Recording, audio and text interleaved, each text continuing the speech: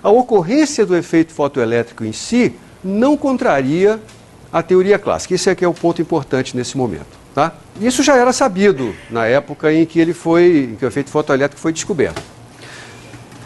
Uma investigação mais detalhada sobre as características do efeito fotoelétrico foi feita por um físico francês chamado Philippe Lenard.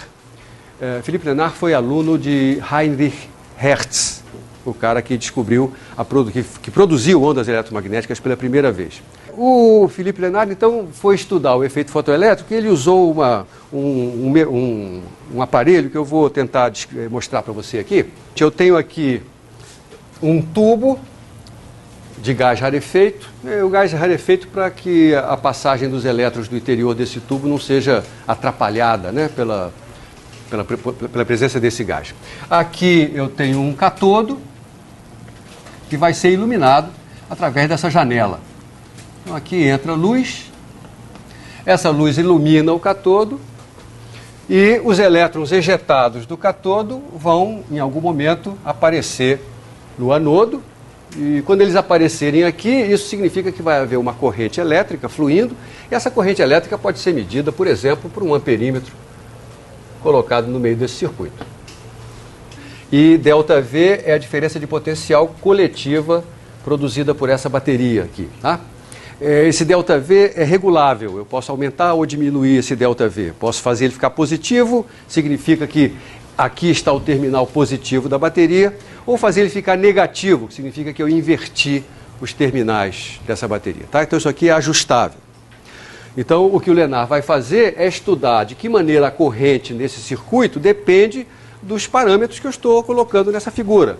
Depende da luz que incide, e a luz que incide é caracterizada por duas coisas, pela sua frequência e pela sua intensidade. Eu vou usar a letra I para representar a intensidade. Intensidade tem muita luz ou pouca luz de uma dada frequência. E o que vai ser medido aqui é a corrente elétrica que passa no amperímetro. E aí eu vou variar esses parâmetros que aqui estão e estudar o que acontece com essa corrente elétrica, que é um reflexo da passagem dos fotoelétrons dentro desse tubo. A primeira observação é, se eu boto esse negócio no escuro, se não tem luz entrando, a corrente é zero. Nada de surpreendente, de fato. Né? Não há nenhum mecanismo que esteja produzindo a ejeção de elétrons desse catodo. Aí eu faço a luz incidir e eu descubro, em primeiro lugar, que a corrente medida no amperímetro depende da intensidade luminosa. Outra vez, nada de surpreendente. Né? Se eu tenho mais energia luminosa alcançando o catodo, mesmo classicamente, seria de imaginar que eu tenho mais elétrons sendo ejetados e, portanto, eu tenho uma corrente elétrica maior. Até aí, nada demais. A segunda coisa que ele descobre é que essa corrente medida no amperímetro aparece quase que instantaneamente assim que ele liga a luz. Então ele liga a luz, instantaneamente aparece a corrente elétrica. E isso não depende da intensidade dessa luz. Quer dizer, vamos falar assim, o tempo para o aparecimento da corrente é praticamente zero. O tempo entre ligar a luz e aparecer a corrente é zero. E o importante é que ele não depende da intensidade da iluminação. Aqui tem um primeiro problema. Isso não é fácil de entender classicamente. Porque, veja, a maneira como a gente entendeu o efeito fotoelétrico classicamente é essa luz, esse campo elétrico da luz vai movimentar o elétron, não é verdade? Até que a energia dele seja suficiente para que ele escape do metal, e aí aparece a corrente. Se eu estou iluminando com uma intensidade muito baixa, isso quer dizer que o valor desse campo elétrico é pequeno, então a transferência de energia para o elétron acontece num ritmo menor. Então deveria demorar mais para ele ganhar energia suficiente para escapar do metal. Então aqui nós temos um primeiro problema. A gente não sabe explicar isso aqui classicamente. Tá certo? Mais uma observação. Só existe corrente elétrica para certas frequências, não é para qualquer frequência. Para que isso seja diferente de zero, é necessário que a frequência F seja maior ou igual que uma determinada frequência de corte. Eu vou chamar de frequência de corte essa frequência mínima que a luz tem que ter para que o efeito fotoelétrico se evidencie. Isso é impossível de entender classicamente. Classicamente não tem, na minha explicação clássica, a frequência da luz não jogou nenhum papel, não teve nenhum papel, não é verdade? O que teve papel era a intensidade, o valor do campo elétrico. Isso sim é que vai provocar uma transferência mais rápida ou menos rápida de energia da luz para o elétron, mas a frequência em si não tem nada a ver, né? Aparentemente. E mais, essa frequência de corte era diferente de acordo com o metal de que o catodo era feito. Então, se eu faço essa experiência com um catodo feito de ferro, digamos, tem lá uma certa frequência de corte, um comprimento de onda de corte. Se eu repito a experiência trocando o metal de que o catodo é feito, a frequência de corte continua existindo, mas é outra, não tem o mesmo valor. Então, essa frequência de corte depende do metal de que o catodo é feito. E aqui cabe outra interrogação. Isso aqui não é possível de ser explicado classicamente. Veja que nessas três observações, o que o Lenard está fazendo é variando os parâmetros da luz incidente, e ele não está fazendo nada com essa bateria. Ele repete essas experiências com ΔV igual a zero, sem ter bateria nenhuma, né? Ou com a bateria não tendo efeito algum, ou com ΔV positivo. Positivo significa que essa placa tem um potencial maior do que o catodo, significa que o campo elétrico é da direita para a esquerda, como o elétron tem carga negativa, ele sofre uma força atrativa em direção ao anodo, né?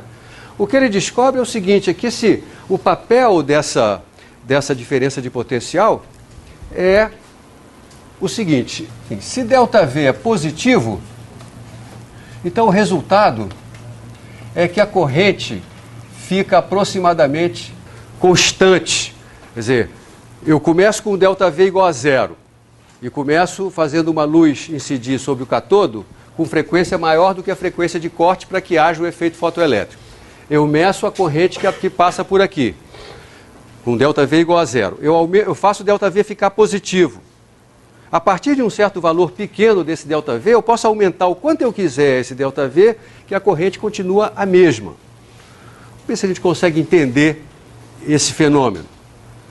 Olha só, nós temos aqui o catodo, aqui o anodo, numa situação em que ΔV é zero. Ou seja, não há nenhum campo elétrico no interior da ampola puxando o elétron em direção ao anodo. Incide luz sobre o catodo, com frequência maior do que a frequência de corte. O efeito fotoelétrico quer dizer que elétrons vão ser emitidos aqui do catodo, né?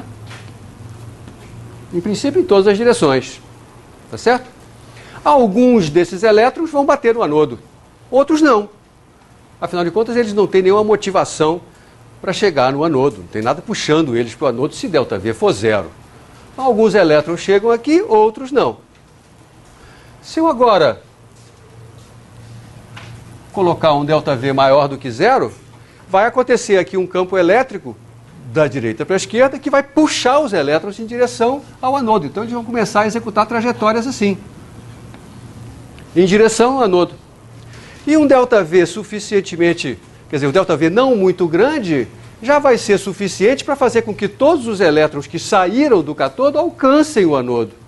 Então, quando eu aumento o ΔV a partir desse valor, não tem mais elétrons chegando. Os elétrons que chegam, os elétrons que podiam chegar, já chegaram todos.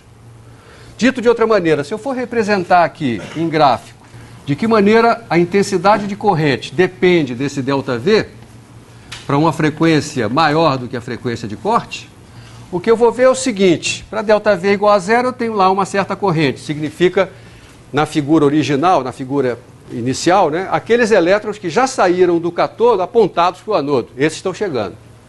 Com o ΔV positivo, mais elétrons chegam no início, mas depois de um ΔV pequeno, essa corrente se estabiliza. E não adianta eu aumentar esse ΔV, porque a corrente não vai aumentar. A teoria clássica é perfeitamente consistente, compatível com essa observação. Veja, Luciano, já que os elétrons são produzidos pela luz incidente, como eu não mexi na intensidade da luz, então a quantidade de elétrons que está sendo ejetada desse catodo por unidade de tempo é fixa, não muda. Então, a partir do instante em que eu sintonizei essa diferença de potencial de modo a atrair, né, todos os elétrons que saíam do cátodo, pronto, não tem mais para onde crescer essa corrente. Todos os elétrons que podiam participar da corrente já estão participando. A única maneira que eu tenho de aumentar a corrente a partir desse ponto é mexer na intensidade luminosa, mas eu não quero fazer isso. Então, isso aqui não tem problema nenhum, né, de acordo com a teoria clássica. Agora, tem um outro comentário. Eu posso agora fazer o seguinte, fazer com que a bateria produza uma diferença de potencial negativa. Significa que eu vou fazer aparecer no interior do tubo uma força elétrica que puxa o elétron de volta para o cátodo. Então, as trajetórias já não vão ser mais assim, né? Ele sai desse jeito, mas ele é atraído de volta. Alguns podem chegar bem pertinho.